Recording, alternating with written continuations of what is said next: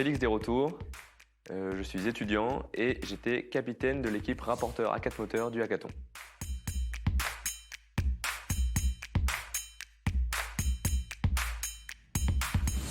Par cette interface web, on cherche à répondre à 3 questions prioritaires que se pose le justiciable lorsqu'une décision est rendue.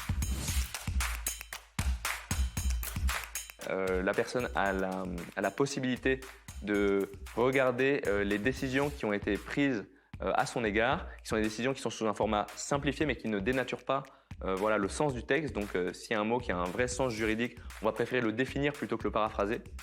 À chacune de ces décisions, on fait revenir la requête du requérant qui correspond, en la reformulant aussi pour montrer comment elle a été comprise par le tribunal.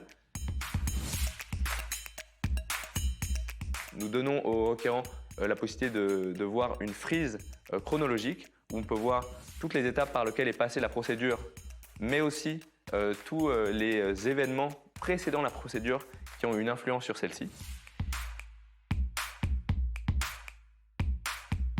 Et si le requérant souhaite aller plus loin dans la compréhension du texte, il a la possibilité d'en savoir plus, notamment sur la compréhension de ces motifs, mais aussi la réponse qu'a donné le tribunal à ces motifs, le tout reformulé donc d'une manière plus simple, avec une structure qui sera plus facile à comprendre pour le requérant, mais encore une fois, sans dénaturer le sens du texte juridique.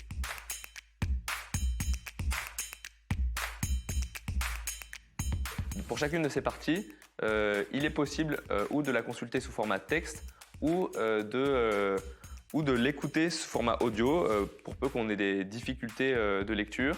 Dans le cas où on s'adresse à une personne qui n'est pas francophone d'origine et qui a un faible niveau en français, nous allons mettre l'accent sur les informations importantes dans les phrases en passant en gras avec un code couleur qui est signifiant de la partie du texte particulière, par exemple interdit on le met en rouge, qui permet vraiment à la personne de comprendre le sens de la décision même avec un niveau en français plus faible. Ce qu'on va faire également, c'est qu'on va donc générer des icônes qui vont représenter chaque paragraphe, qui vont permettre de l'illustrer et rajouter un élément pour faciliter la compréhension. Et autre avantage de notre format, c'est qu'on s'est vraiment plié aux règles du français facile à lire et à comprendre pour s'adresser à des personnes souffrant de déficience de langage.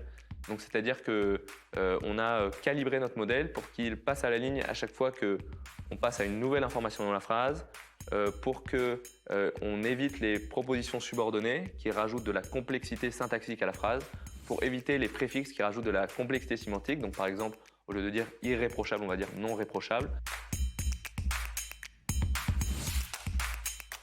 Alors, il y a plusieurs points d'amélioration qu'on aurait aimé explorer si on avait eu un peu plus de temps, notamment le fait de spécialiser le modèle de langage qu'on utilise au droit administratif. Pour l'instant, il s'agit du modèle Vigostral 7B. Eh bien, on l'a très bien prompté et on a rajouté une couche de petits modèles qu'on a construits nous.